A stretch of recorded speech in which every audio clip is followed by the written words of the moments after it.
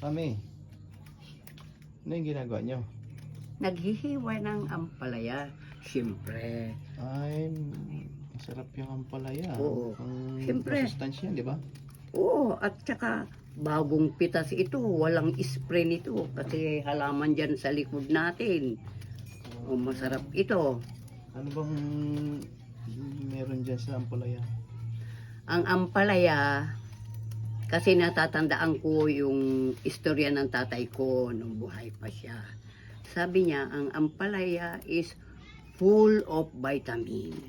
Sabi pa nga niya, hindi na pwedeng iluluto o iboboil.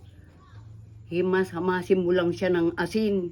Tapos, lagyan mo na ng kamatis, bagoong o toyo, masarap na yun. Sabi niya, kasi ang ampalaya tumutulong sa katawan natin na para maalis yung lamig sa mga ugat natin. O ibig sabihin nga ron dahil uri ka sa nupain na dito nga parehaga na imas tam kay tigayam ti agas. Eh, masustansya yan, mami. Ibig sabihin, masustansya. Masustansya siyempre. Wala bang taba yan? Wala. Even though you are using microscope. You cannot see even na taba. Kunting taba dito. Ay, ganun. Oo. Ibig sabihin, Sa mata mo lang, dito mo makita na wala ng taba. Ito, kaya paano mo sabi walang ma-fresh. taba yan? Eh, paano walang dumadaloy na mantika? Ay, ganun. O tignan mong kamay ko, walang mantika. Dry siya. Ayanan.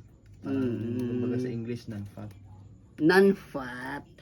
Ito, ang mga gulay-gulay ay tinatawag natin non-fat.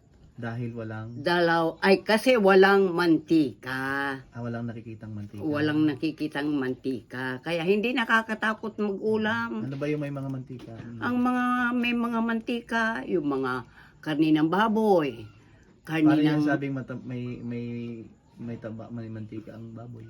Paano kung linuto mo ang mantika, lalabas ang daming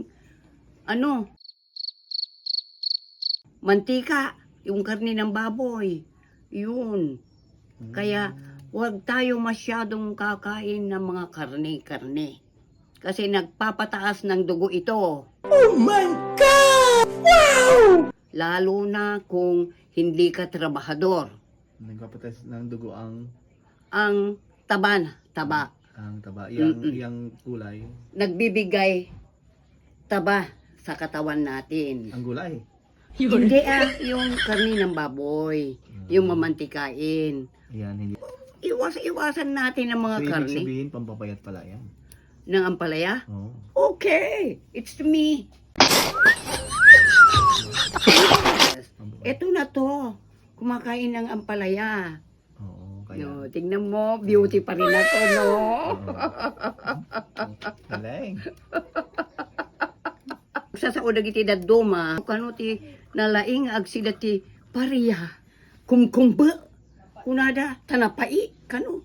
No, apay nag-asawa at nakagugwapo. So, I'm sweet and I am fresh by eating ampalaya na sinasabing kumkumba. You know, it's me.